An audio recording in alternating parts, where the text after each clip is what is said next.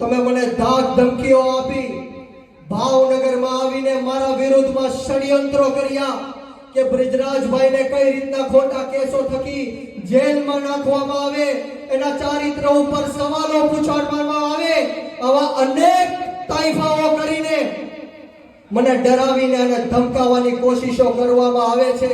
પરંતુ હું આ જાહેર મંચ ઉપરથી કહેવા માંગીશ કે અમે આંદોલનની કોકમાંથી નીકળેલા લોકો છીએ, ગરમ તપતી ભઠ્ઠીમાંથી નીકળેલા લોકો છીએ।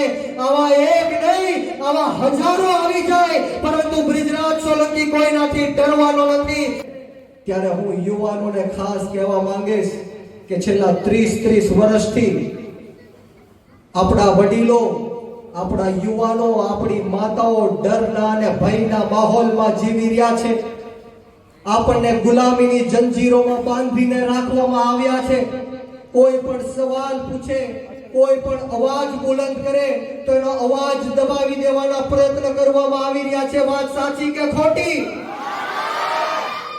બોલો